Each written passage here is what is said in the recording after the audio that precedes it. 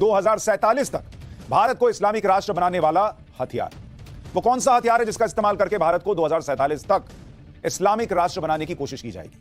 PM Modi ने अरब देशों को आटे दाल का भाव बता दिया क्या? क्योंकि बहुत लोग उछल रहे थे कि अरे अरब देशों के दबाव में भारत आ गया, और हमने कहा था कि थांबा, भारत चाहे तो इन्हें आटे दाल का भाव बता सकता है, अरब देशों का बुखार उतार सकता है। वो हुआ या नहीं आज आपको बताऊंगा।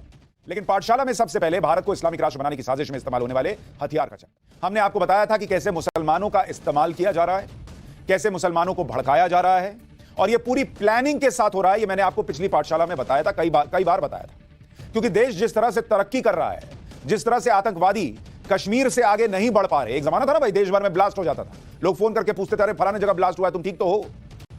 वो दिन अब गए, और ये बात कई लोगों को हजम नहीं होती, और इसका लोग कई बार जिक्र भी नहीं करते कि भाई वो दिन थे कि रोज ब्लास्ट होते थे, आए दिन ब्लास्ट होते थे। अब देश में कहीं ब्लास्ट नहीं होता, कम से कम दिवाली आ जाए, होली आ जाए, कोई पर्व आ जाए, कोई ब्लास्ट नहीं होता। ये लोगों के अंदर जो सुकून है, इसकी चर्चा नहीं होती, इसको हम लोग बड़े हल्के में लेते हैं अरे। लेकिन ये बहुत बड़ा बदलाव है। लेकिन आतंकी चूंकि देश में आ नहीं पा रहे, उसमें भारत विरोधी लोग इस साजिश में लगे हैं कि देश के अंदर ही आग लगा दो, क्योंकि बाहर से आतंकी भेज नहीं पा रहे, कश्मीर क्रॉस नहीं कर पा रहे, तो क्या करो, अंदर ही ऐसे आग लगा दो कि भारत जो है वो जलना शुरू। और इस साजिश में नया हथियार बनाया गया है धर्म को। मुसलमानों को पीड़ित बताकर उन्हें भड़काओ, कभी पत्थरबाजी करवाना, कभी दंगे करवाना, कभी सरतन से जुदा के नारे लगवाना, और इसी तरह की भड़काऊ बयानबाजी से देश का माहौल खराब करना। बार बार यहां भरते रहो कि मुसलमान के साथ गलत हो रहा है। आपको याद होगा कल पटना में भारत को 2047 तक इस्लामिक राष्ट्र बनाने का खुलासा हुआ था। आज आईएसकेपी यानी आईएसआईएस का जो खुर्सान प्रांत वाला संगठन है, हिस्सा है, उसकी मैगजीन में मुसलमानों को जिहाद के लिए कैसे भड़काया गया है, किस तरीके से जिहाद करने के लिए कहा गया है, वो भी सामने आ गया। और जो पीएफआई का दस्तावेज बताया जा रहा है पुलिस के जरिए, उसमें देश को इस्लामिक राष्ट्र बनाने और आतंकी संगठन आईएस खुरासान की मैगजीन में लिखे लेख में बहुत ज्यादा फर्क नहीं है।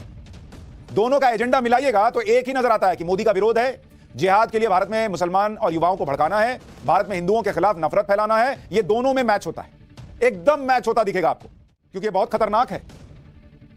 आईएसआईएस से जुड़े आतंकी संगठन आईएसकेपी यानी इस्लामिक स्टेट खुरासान प्रांत की एक मैगजीन में प्रधानमंत्री नरेंद्र मोदी और भारत को टारगेट किया गया है।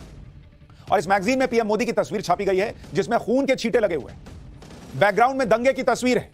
पीएम मोदी की तस्वीर के पीछे भारत का झंडा है, और नीचे अंग्रेजी में मोटे अक्षरों में लिखा है India between pen and hope, जिसका हिंदी में मतलब है दर्द और उम्मीद के बीच भारत। यही वो तस्वीर है जिसको छापा गया है। और इस मैगजीन का नाम वॉइस ऑफ खुरासान है, और ये उसके कवर पेज पे छपा है। मैगजीन का लेटेस्ट एडिशन आपको दिखा रहा हूं। आतंकी संगठन आईएसकेपी की इस मैगजीन में लिखा क्या है, यह भी आपको जानना चाहिए। इस्लाम ने हिंद यानी भारत के लोगों को भद्दी विचारधारा से मुक्त कराना शुरू किया था, यह इसमें बताया गया।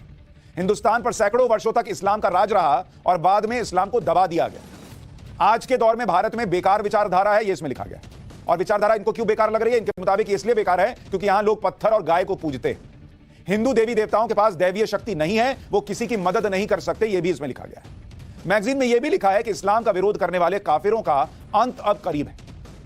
मतलब हिंदू धर्म को टारगेट किया गया है, इसमें खास तौर पर बीजेपी, उनके नेताओं को टारगेट किया गया है, और हिंदुओं का अंत नजदीक है। जो भी इस्लाम नहीं मानेगा उसका अंत नजदीक है, यह दिमाग में भरा गया है। हिंदुओं और सिखों की स्थिति देखिए अफगानिस्तान के अंदर, यह अफगानिस्तान का बता रहा हूं, जहां पर यह आईएसकेपी एक्टिव है।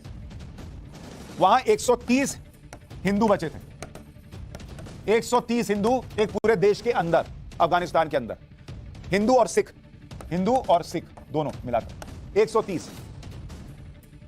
और सबसे ज्यादा सिख व्यापार करते थे एक समय में वहां पर। और आप ये भी सोचिए कि उन लोगों को कितनी शर्म आनी चाहिए, चुल्लू भर पानी में डूब के मर जाना चाहिए, जिन्होंने उस सीए कानून का विरोध किया, जो इन बेचारों को, जिनको वहां चुन चुन कर मारा जा रहा है, उनको भारत आकर नागरिकता देने का प्रावधान देता। और उससे किसी मुसलमान की नागरिकता नहीं जाती थी, लेकिन बिना सोचे समझे सड़क घेर कर बैठ गया कि अरे सीए आ रहा है, एनआरसी जो अभी प्लान भी नहीं हुई वो आ जाएगी और हमको बाहर निकाल दे। जो अफगानिस्तान में हुआ वही सब दूसरी जगहों पर अप्लाई करने की साजिश है। भारत इसके प्रमुख टारगेट पहले से रहा है। आपको दिल्ली के जहांगीरपुरी की हिंसा याद है? जहांगीरपुरी की हिंसा पर बड़ा खुलासा यह हुआ है कि हिंसा अचानक भड़की हिंसा नहीं थी, बल्कि सोची समझी साजिश थी। दिल्ली पुलिस ने 2063 पन्नों की चार्जशीट दाखिल की है, जिसमें लिखा है कि जहांगीरपुरी इलाके में हनुमान जयंती के मौके पर जो हिंसा हुई वो 2019 में शाहीन बाग के सीए एनआरसी विरोधी प्रदर्शनों और फरवरी 2020 में नॉर्थ ईस्ट दिल्ली के सांप्रदायिक दंगों की अगली कड़ी थी। मतलब आप कड़ियां जुड़ते देख रहे हैं। जो उन किताबों में लिखा जा रहा है, जो प्लानिंग का हिस्सा है कि यहीं दंगे भड़काओ, यहीं लोगों का इस्तेमाल करो, यहीं धर्म के नाम पर करो। वो जो हथियार कह रहा था इस्लामिक राष्ट्र बनाने के लिए, वो हथियार धर्म है कि धर्म के नाम पर करवाओ, और वो हो रहा है।